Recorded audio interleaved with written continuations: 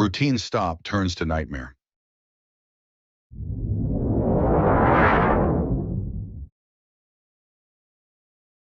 What started as a routine highway patrol turned into a chilling fight for survival.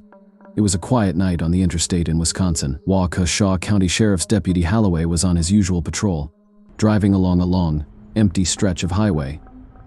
The kind of night where the stillness feels eerie, where nothing seems out of place until it is. Just before 6 p.m., Holloway noticed a car pulled over on the shoulder. Its hazards blinked weakly, casting faint, rhythmic flashes against the surrounding darkness. It looked like a single vehicle accident, a routine stop or so he thought. Holloway slowed his cruiser and pulled in behind the vehicle. The red and blue lights from his patrol car illuminated the scene, but the driver was nowhere in sight. Grabbing his flashlight, he stepped out and called out into the night. "Hello? Sheriff's Department. Is anyone here?" Silence. The air was cold and still, broken only by the hum of the patrol car engine and the faint crackle of his radio. Holloway swept his flashlight beam across the vehicle, the nearby grass, and the edge of the woods beyond the shoulder. Nothing.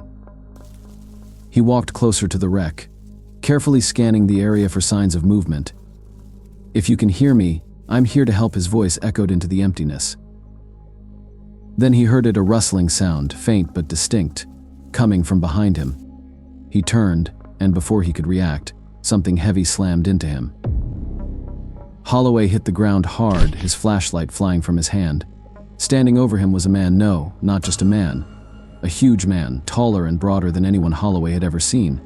His face was wild, his movements frantic. The man kicked at Holloway with terrifying force, then lunged for the taser on the deputy's belt. Adrenaline surged as Holloway twisted away, barely keeping the weapon out of the attacker's grasp. He fumbled for his radio. "Officer needs assistance." "Interstate 94, mile marker 303, he shouted into the mic. Backup was minutes away. Holloway didn't have minutes. The man's strength was almost inhuman. He grappled with Holloway, his hands clawing and pulling with relentless energy. It wasn't just an attack, it was like he was fighting for his life, though Holloway couldn't understand why. Desperate, Holloway managed to shove the man back just enough to reach for his taser. He pulled the trigger hard, the prongs landing squarely on the attacker's stomach. The man stumbled but didn't fall. He barely seemed to feel it. Holloway's heart pounded. He was alone, struggling to hold off someone who seemed unstoppable. And then, in the distance, he heard the faint but unmistakable sound of sirens. Backup was coming. City of Brookfield police and the Milwaukee County Sheriff swarmed the scene. The attacker froze, his wild eyes darting toward the flashing lights rapidly approaching down the highway. For a moment he seemed to waver, his body trembling with some internal conflict. And then, just like that, he dropped to his knees. Holloway didn't move, keeping his taser raised as the other officers arrived. They surrounded the man, shouting commands. The fight was over. Later, Holloway would learn that the man had been fighting his family as well prior to him arriving. When questioned, the man claimed he didn't remember anything, not the crash, not the attack, not even his name. Some thought he was on drugs.